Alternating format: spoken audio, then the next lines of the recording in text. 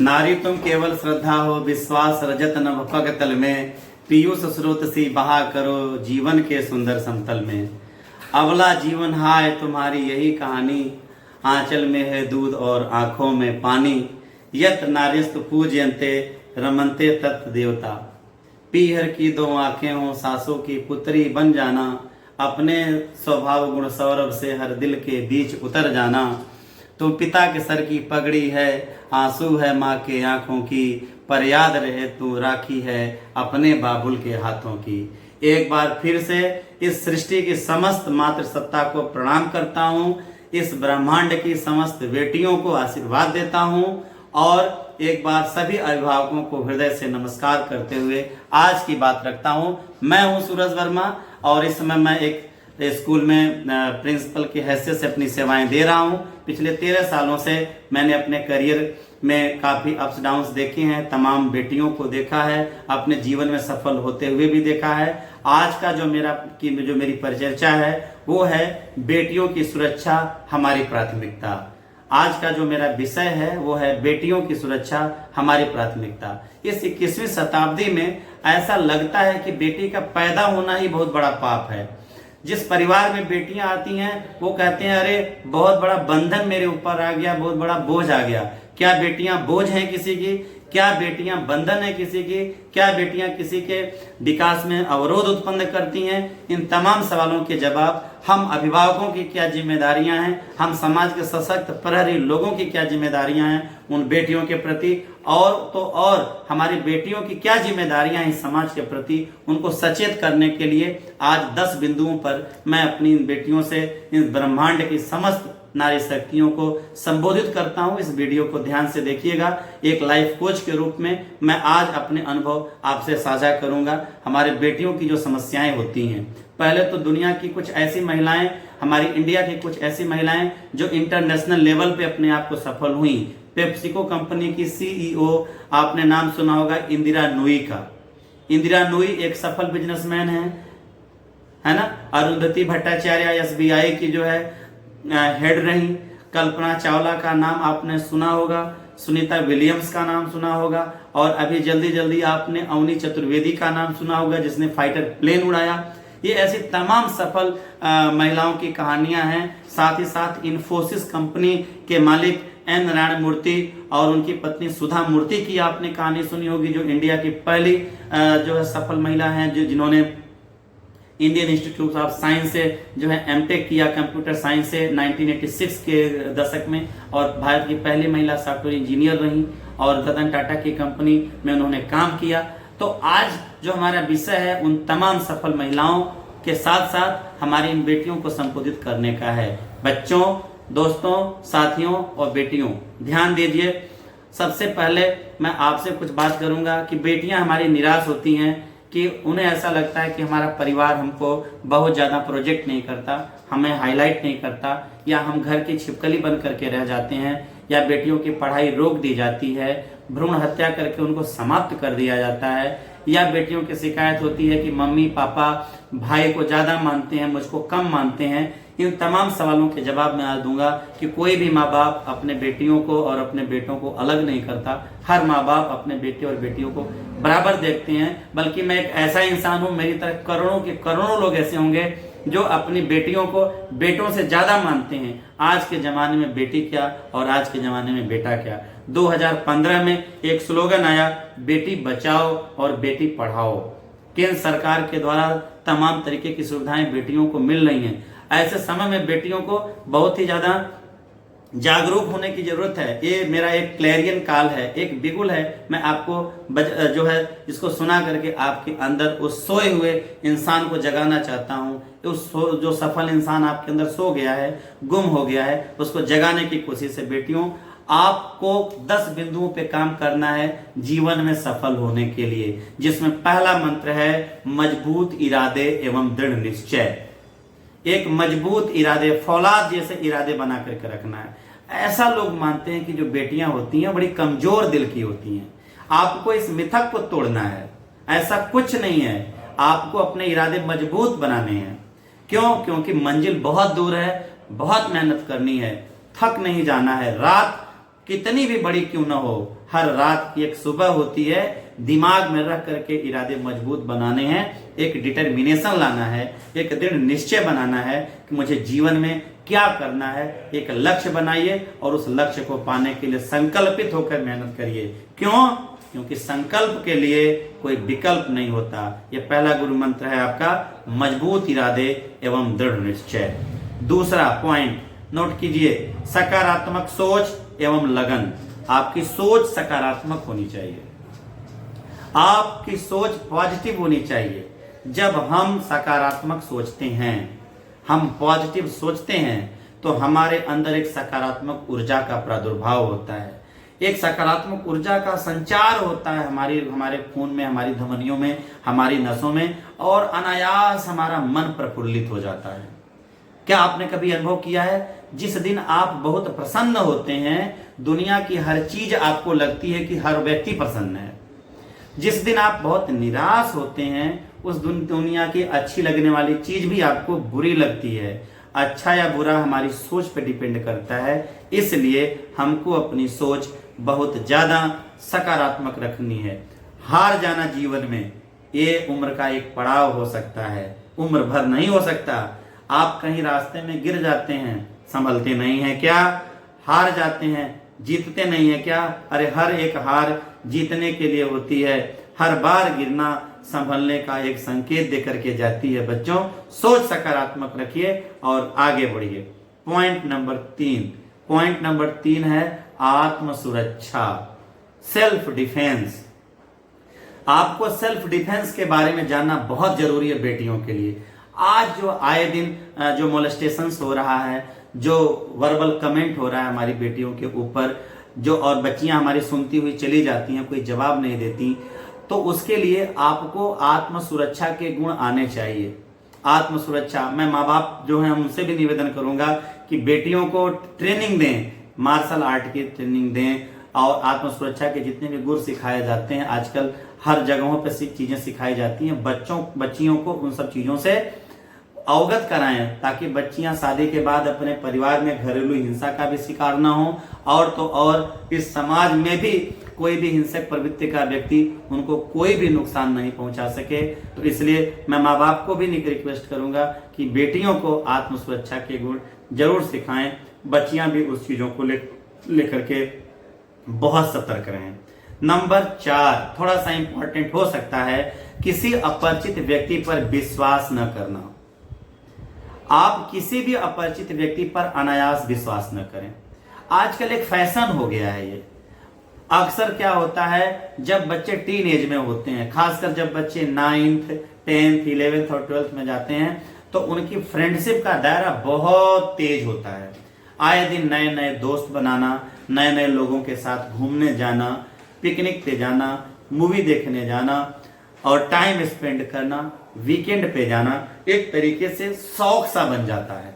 हम एक शौक पाले लगते हैं, हम शो ऑफ करने लगते हैं, और उसमें तमाम अपरिचित लोग जो अचानक हमारे पास आते हैं और हमारा ड्यू एडवांटेज उठाते हैं, हम उन पे बहुत ज्यादा भरोसा करते हैं। तो बेटियों के लिए एक बहुत बड़ी बात है कि किसी भी व्यक्ति पर बहुत आसानी से विश्वास न करें। वो कभी भी आपको नुकसान पहुंचा सकता है किसी भी तरीके से।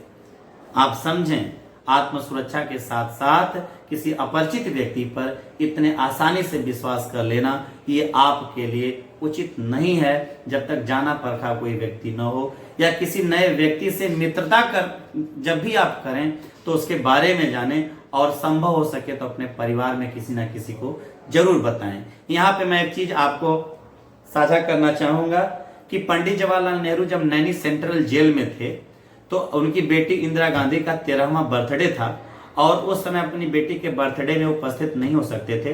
तो नैनी सेंट्रल जेल से पंडित जवाहरलाल नेहरू ने अपनी बेटी के लिए एक पत्र लिखा। वो पत्र आईसीएसई बोर्ड में क्लास 12 में जो बुक थी फुटप्रिंट्स, उसमें पढ़ाया जाता है। मैंने कई साल पढ़ाया, पुराने बच्चे इसको जानते होंगे कि कम से कम बेटियों के लिए एक बहुत बड़ी बात है कि खासकर टीन एज में वो किसी अपने परिवार के ऐसे मेंबर को अपना फ्रेंड बनाएं, जिससे वो अपनी पर्सनल बातें, पर्सनल समस्याएं शेयर कर सकें। और सबसे करीब अगर कोई होता है तो वो होती है माँ। पंडित नेहरू ने भी इंदिरा गांधी से कहा कि तुम अपनी पर्सनल समस्याओं को अपनी माँ से जरूर शेयर करना। अगर आपके साथ कोई भी मिस हैपनिंग होती है उन सब चीज़ों को अपनी माँ से बताएं। अगर कोई गलती होती है तो अपनी माँ से बताएं। अगर माँ उपस्थित न हो, संभव न हो, मिल ना पा रही हो या दूर हो या न भी हो, तो अपने परिवार में जो सबसे उम्र दराज महिला है उससे अपने अनुभव जरूर शेयर करें, ताकि आपकी सुरक्षा जो है सुनिश्चित की जा सके। किसी भी अपरिचित व्यक्ति से इस तरीके से व्यवहार करना आपके लिए फायदेमंद नहीं हो सकता है। नंबर है 5, व्यक्तिगत समस्या माता पिता से शेयर करें। सबसे बड़ी समस्या आती है कि आप अचानक किसी से मित्रता होती है आपकी, या कहीं कोई आदमी आपको मोलेस्ट करता है, कमेंट करता है, और आप डर के मारे आके अपने घर पे नहीं बताते। एक कंजर्वेटिव फैमिली में अगर आप सोच रही हैं कि मैं आकर के अपने मम्मी से बताऊंगी, पापा से बताऊंगी, तो मेरे मम्मी पापा मुझको ही गलत समझेंगे, और जिस दिन आप ये सोचते हैं उसी दिन उल्टी गिनती शुरू हो जाती है आपके सुरक्षा की। कुछ भी ऐसी चीज हो जो मिस हैपनिंग आपसे हुई है, कोई गलती भी हुई है, अपने माँ बाप से या अपने परिवार के किसी वरिष्ठ सदस्य से जिससे आप बहुत करीब हैं उससे अपनी बातें जरूर शेयर करें, ताकि वो जो है एडवांस उस चीजों पे कोई ना कोई एक्शन ले सके। मेरी बात समझ रहे हैं आप? तो व्यक्तिगत समस्या माता पिता से शेयर करना बहुत जरूरी होता है। कोई भी चीज को छिपाइए नहीं। झूठ बोलने के चक्कर में 99 झूठ बोलना पड़ता है। किसी चीज को छिपाना नहीं है। माँ बाप को वो बातें आपको शेयर करनी है, ताकि वो उसका कोई एडवांस कोई सलूशन निकाल सकें। आगे है सोशल नेटवर्किंग से दूरियां बनाना। ये बहुत ही इंपॉर्टेंट है और सबसे बड़ी प्रॉब्लम है। सोशल नेटवर्किंग, आए दिन जो हमारी सोशल नेटवर्किंग साइट्स हैं, चाहे वो फेसबुक हैं या चाहे हमारा वो व्हाट्सएप है, चाहे हमारा इंस्टाग्राम है, चाहे माइक्रो ब्लॉगिंग ट्विटर है, ये सब जितने भी सोशल नेटवर्किंग साइट्स हैं ना, इन पे आपकी कोई भी पर्सनल चीज सेफ नहीं है। कोई भी आपके वीडियो का, आपके फोटोज का मल्टीमीडिया एसएमएस बना सकता है, आपको मिसयूज कर सकता है, आपको जो है ब्लैकमेल कर सकता है। तो पहली बात है कि इतनी बहुत ज्यादा समय सोशल मीडिया पे भी नहीं देना है। और किसी अपरिचित व्यक्ति की रिक्वेस्ट आती है, आजकल क्या है कि व्यक्ति वर्चुअल लाइफ में जीता है। आप अपने फैमिली में बहुत लोग अपने फैमिली में मम्मी पापा भाई बहन भाभी से दूरियां बना करके रखते हैं, लेकिन फेसबुक पे किसी की रिक्वेस्ट आती है जो आपका परिचित नहीं है, जो आपके म्यूचुअल फ्रेंड की लिस्ट में शो हो रहा है, आप उसको फ्रेंड रिक्वेस्ट भेज देते हैं या उसकी फ्रेंडशिप रिक्वेस्ट को एक्सेप्ट कर लेते हैं, और फिर से आपकी चैट हो जाती है और बातें आगे बढ़ना शुरू हो जाती हैं। ऐसा नहीं करना है। आपको हमेशा अपनी प्राइवेसी को मेंटेन करके रखना है, दूरियां बनानी है। सोशल नेटवर्किंग साइट्स कभी भी हमारी सुरक्षा में सेंध मार सकती हैं, कभी भी हमारे साथ मिसयूज हो सकता है। इसलिए सोशल नेटवर्किंग साइट से हमें दूरी बनानी होगी। वैसे भी वो ज्यादा टाइम कंज्यूम करता है। दूसरा, मित्रता सूची छोटी करें। मित्रता सूची 13 ईयर से लेकर के 19 ईयर की जो हमारी किशोरावस्था है ना, खासकर जो टीन एज है ना, ये एज हमारी बहुत ही ज्यादा झंझावात की और तूफान की अवस्था होती है। इसमें हम जो है अनेक तरीकों की जो है भ्रांतियां पाल रखे होते हैं। अक्सर बच्चे 9th 10th 11th या 12th में होते हैं। आप 9th 10th 11th 12th का सिलेबस अपने लिटरेचर का उठा के देख लीजिए। आपके करियर काउंसलिंग पे कोई ना कोई चैप्टर सीबीएसई या किसी बोर्ड में होंगे, आप उसमें जरूर उसने दिया होगा। मैं 12th की बात करूं, 12th में इंग्लिश में एक चैप्टर है गोइंग प्लेसेज। देखिए, हीरो वर्शिप और जो है गर्ल्स इनफैचुएशन के ऊपर वो चैप्टर बेस है। कहीं ना कहीं स्टोरी मैसेज देती है। तो ये एक तरीका है कि जो मित्रता सूची है उसे आपको कम करना है। आप एक ही दोस्त बनाएं, 2 ही दोस्त बनाएं, लेकिन जितने दोस्त हों आपके वास्तविक दोस्त हों, आपके जो सुख दुख में आपका साथ दें। और सबसे बड़े दोस्त तो आपके माता पिता हैं, उसके बाद ही और कोई तीसरा व्यक्ति आता है। तो फ्रेंडशिप का दायरा कम करें। फ्रेंडशिप जो मित्रता की सूची बहुत छोटी बनाएं। इस मामले में बहुत चूजी हूं। मित्रता जो है हर व्यक्ति से भी नहीं करना है। मित्रता का मतलब सुख दुख में भागी होना। आप हर किसी का सहयोग करें, अच्छा है। हर किसी के काम आए, अच्छा है। सब कुछ करें, पर मित्रता सूची कि उसको अपने घर बुलाना या उस व्यक्ति के घर जाना, उसके साथ छुट्टियां मनाना, उसके साथ कहीं घूमने जाना, ऐसे जो भी चीजें हैं वो अपने अनन्य मित्रों के साथ ही करें, जो आपके बहुत खास हैं उन लोगों को ही करें, और उस मित्रता सूची को अपने परिवार के साथ साझा जरूर करें। जब कभी भी किसी मित्र के आइडेंटिटी को आपको अपने परिवार से छुपाना पड़ रहा है तो आप जरूर इस चीज को जान लें कि कहीं ना कहीं आप गलत हैं। किसी ऐसे व्यक्ति को आपने मित्र बनाया है जिसको बताने में आप अपने मम्मी पापा भाई बहन से डरते हैं, तो कहीं ना कहीं आपके अंदर चोर है, कहीं ना कहीं वो मित्र या आपकी सहेली ठीक नहीं है, या आप छिपा रही हैं, उसके बावजूद भी उससे मित्रता की हुई है। तो आप सचेत हों, या तो ऐसी मित्रता करें जिसको अपने परिवार में लाके सबको समझाएं। फैशन के रूप में मित्रता सूची ना बढ़ाएं। आज के बच्चों का फैशन हो गया है कि वो एक लंबी मित्रता लिस्ट बनाते हैं, फेसबुक पे मेरे 5000 फ्रेंड हैं। उनसे कुछ नहीं होने वाला, उससे आपको गोल्ड मेडल नहीं मिलने वाला है, न तो परीक्षा में टॉप करेंगे, न तो कोई आपको अच्छी जॉब मिल जाएगी, न तो कोई कैंपस प्लेसमेंट हो जाएगा, कुछ नहीं होना है। लिमिटेड करें, आप फ्रेंडशिप का दायरा छोटा करें। दूसरा है गृहस्थी में हाथ बटाना और संकोच न करना। आज के बच्चे क्या हैं, आज के माँ बाप भी हमारे ऐसे हैं कि हम अपने बच्चों से काम नहीं करवाते। बेटियां हैं, बेटियों से हम काम नहीं ले पाते हैं, बेटों से काम नहीं लेते हैं। जो हमारी बेटियां हैं, आज हमारी बेटियां हैं, कल के किसी घर की बहू बनेगी, उनको खाना बनाना होगा, परिवार देखना होगा, जिम्मेदारियां देखनी होगी। माँ बाप कभी भी उनको अपने किचन में उनको नहीं रखते। आप बेटी हैं, आप मम्मी के पास आटा गूंथिए, कभी मम्मी का सिर दबा दीजिए, कभी मम्मी का पैर दबाइए, मम्मी की सेवा करिए, पिताजी के पास बैठिए, सुख दुख शेयर करिए, दादा दादी के साथ बैठ के उनकी सेवा करिए, सिर में तेल ही ठंडा लगा दीजिए, आशीर्वाद लीजिए उन लोगों का। किचन में सब्जी काटना है, सब्जी काट दीजिए, कुछ भूनना है, भून दीजिए। ऐसा थोड़े है कि आप 24 घंटे पढ़ाई ही करती हैं। माफ कीजिएगा, आपके पास बहुत टाइम है। जब आप पढ़ाई से बोर हो रहे हैं तो मम्मी के साथ जो किचन में अकेले खाना बना रही है, कुछ देर उसके साथ रह जाइए, कुछ खाना मत बनाइए, बात करिए, समय बीतेगा, माँ आपसे कुछ अपने अनुभव शेयर करेगी जो आपके काम आएगा, कुछ चीजों को माँ सिखाएगी जो आपके अपनी खुद की गृहस्थी में काम आएगा, कुछ माँ ऐसे टिप्स देगी जो आपके इस उम्र में लोगों से लड़ने के काम आएगा। तो माँ के साथ, परिवार के साथ, उनके किचन में साथ देना है। पापा के ऑफिस की फाइल है, उसमें कुछ वर्क है, उनका सपोर्ट करिए। सीखने के उद्देश्य से सपोर्ट करिए कि मैं कुछ सीख पाऊंगी, या अपने परिवारजनों के करीब आने के लिए, उनका इमोशनल अटैचमेंट पाने के लिए बच्चों आप जाइए। इससे क्या होगा, आपका समय बीतेगा, आपका डिस्टरबेंस दूर होगा, करीब आप उनको रखेंगे तो अपनी बातों को आसानी से कह सकेंगे, जीवन में कभी भी असुविधा नहीं होगी। क्योंकि माँ बाप के साथ जिस व्यक्ति ने अपना वक्त गुजारा है वो व्यक्ति अपने जीवन में इरादों का मजबूत हुआ है, संकल्प का धनी हुआ है, और तो और अपने जुबान का पक्का हुआ है। तो गृहस्थी में समय देना, ये कह के माँ कह दे कि आज मेरी बेटी मुझको सिर दर्द है, थोड़ा सा सहयोग कर दो, आप कहती हैं अरे नहीं मुझको बहुत ज्यादा वर्क करना है, बहुत होमवर्क मिला है, मैं मैथमेटिक्स पढ़ रही हूँ, मैं बहुत टॉप हूँ, मेहनत करती हूँ, मैं कॉमर्स में अकाउंटेंसी लगा रही हूँ, बहुत टिपिकल है, इंग्लिश का असाइनमेंट पढ़ा हुआ मैं परेशान हूँ, बिजनेस स्टडी मुझको, इकोनॉमिक्स मुझे परेशान कर रहा है, या सोशल स्टडीज मुझको पढ़ना मैं बहुत परेशान हूँ, या मुझको इंजीनियरिंग कॉलेज से बहुत ज्यादा असाइनमेंट मिला है, मैं बहुत परेशान हूँ। ऐसा कुछ नहीं है, करना पड़ता है आपको, आप करिए।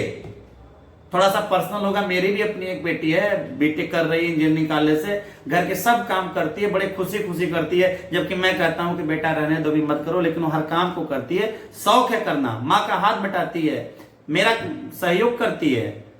हमें हमेशा बच्चों को ऐसे पालना है जो डाउन टू अर्थ हो, जमीन से जुड़े हैं। जमीन से जुड़े रहेंगे तो वजन बनेगा, और जमीन से जुड़े नहीं रहेंगे, हल्के होंगे तो उड़ जाएंगे। हमेशा ध्यान रखिए, वजनदार बनना है, और वजनदार तभी बनेंगे जब आप अपने रूट से जुड़े रहेंगे, अपने परिवार से जुड़े रहेंगे, तभी संभव हो पाएगा। ये है। हम आगे आते हैं। आगे है कि बेटियां समझें कि 21वीं शताब्दी जो है वो बेटियों की ही है। 21वीं शताब्दी ये बेटियों के लिए ही बनी हुई है। बिल्कुल, आज सबसे ज्यादा हर फील्ड में बेटियां बहुत ज्यादा ग्रोथ कर रही हैं। बेटियों के लिए ही पूरा फील्ड बना हुआ है। हर फील्ड में बेटियां बहुत ग्रोथ कर रही हैं। सरकार के द्वारा इतनी योजनाएं चलाई जा रही हैं। अभी मैं आपको बताऊं, इंजीनियरिंग कॉलेज में, खासकर आईआईटीज वगैरह में जो है, पहले जो सीटें 1000 बच्चों के पीछे 10 या 12 लड़कियां होती थी, 2017-18 में सेंट्रल गवर्नमेंट ने इतना ज्यादा उसमें जो है रिवोल्यूशनरी चेंज किया कि 16 से 70% सीटें बच्चियों के लिए आरक्षित कर दी। अब वो इंजीनियरिंग के फील्ड में उतने परसेंट बच्चियों को लेना ही लेना है। मैं देख रहा हूं कि चाहे हमारी आईआईटीज हों, चाहे एनआईटीज हों, चाहे स्टेट इंजीनियरिंग कॉलेजेस हों, हर जगह उनकी आरक्षित सीटें हैं। अब उतना बेटियों को लेना ही लेना है। आज जो है बेटियों का फ्यूचर इतना ज्यादा है, आए दिनों इतनी बड़ी बड़ी फेलोशिप बेटियों को मिल रही है। हायर एजुकेशन के लिए Indira Gandhi fellowship single girl के लिए देता है, जो है सेंट्रल गवर्नमेंट देती है। और तो और उड़ान जैसी, उड़ान नाम की स्कॉलरशिप सीबीएसई देती है। सिंगल गर्ल चाइल्ड के लिए तमाम स्कॉलरशिप हैं। तो ये फ्यूचर आपका बना हुआ है। पॉइंट नंबर 9 है और सबसे आखिरी पॉइंट है कि आप कहीं पर भी जाएं, आप अपने साथ पहचान पत्र या आई कार्ड जरूर लेकर के रखें, ताकि कोई भी चीज अनहोनी आपके साथ होती है तो आपके दिए गए कांटेक्ट नंबर पे लोग कॉल कर लें। अपने फोन नंबर में सबसे ऊपर मम्मी पापा या अपने रिलेटिव का कांटेक्ट नंबर रखें, प्राथमिकता दें और उसमें लिखें कि माई फादर, ऐसा कुछ नाम डाल के रखें, उसमें रिलेशन डाल के रखें, ताकि कोई भी व्यक्ति इमरजेंसी में अगर आपको मोबाइल को फोन करना चाहे तो आपके नंबर से लेकर के वो कॉल कर सके। खासकर महिला हेल्पलाइन नंबर आपको याद हो, जब कुछ ऐसा हो आप सीधे फोन कर सकें। आत्म सुरक्षा के लिए सबसे पहले इन सब चीजों का जागरूक होना बहुत जरूरी है। तो मैं एक बार फिर से इन सब चीजों को बताता हूं। ये जो 10 बिंदु हैं, मजबूत इरादे एवं दृढ़ निश्चय, सकारात्मक सोच एवं लगन, आत्म सुरक्षा के गुण, किसी अपरिचित व्यक्ति पर विश्वास न करना, व्यक्तिगत समस्या माता पिता से शेयर करना, सोशल नेटवर्किंग से दूरी बनाना, गृहस्थी में हाथ बटाना, संकोच न करना, मृतता सूची छोटी करना, और सरकार द्वारा जो आरक्षण की सुविधाएं बेटियों को मिली हैं इसके बारे में जानकारी रखना। साथ साथ घर से बाहर कहीं भी निकलने पर पहचान पत्र, आई कार्ड अपने साथ रखना, महिला हेल्पलाइन नंबर और जो है पुलिस नंबर, फायर ब्रिगेड का नंबर हमेशा अपने जुबान पे होना, ताकि कभी भी इमरजेंसी में आप इन सब सुविधाओं का लाभ प्राप्त कर सकें। प्यारी बच्चियों, इन सब पॉइंट को अगर ध्यान में रखेंगी तो आपकी सुरक्षा बेहतर होगी। बेटियां सुरक्षित हैं तो देश सुरक्षित है, और अगर बेटियां सुरक्षित हैं तो हम सुरक्षित हैं। हमारा आज सुरक्षित है, कल सुरक्षित रहेगा। इसलिए बेटियों की प्राथमिकता है, बेटियों की सुरक्षा ही हमारी प्राथमिकता है। आइए हम बेटियों के साथ रहूं, इन बेटियों से एक वादा करें कि हम इनकी सुरक्षा में भागीदारी करेंगे, और हम खुद सोचेंगे कि मेरे परिवार में भी कुछ बेटियां हैं, घर से बाहर निकलने पे भी हम बेटियों के साथ उसी तरीके का व्यवहार रखेंगे जो अपने घर के, अपने परिवार की बेटियों के साथ रखते हैं। और ये बेटियां इन दिए गए पॉइंट्स पे ध्यान देंगी। वो हमेशा सोचेंगे कि वो एक परिवार की बहुत बड़ी मर्यादा है, उनका कोई भी गलत एक्शन उनके परिवार को, उनके समाज को मुसीबत में डाल सकता है। किसी भी डिसीजन को लेने से पहले अपने बड़ों के संपर्क करें, माँ बाप को अपने राजदार बनाएं, उन अपने कोई भी सीक्रेट हो उनको शेयर करें, और इस तरीके से अपनी सुरक्षा की भागीदारी स्वयं के द्वारा करें। समाज हमेशा उनके प्रति तत्पर रहे। बेटियों का भविष्य ऐसे ही उज्जवल हो। इन शुभकामनाओं के साथ एक बार फिर से आप सभी लोगों से विदा लेता हूं। नमस्कार।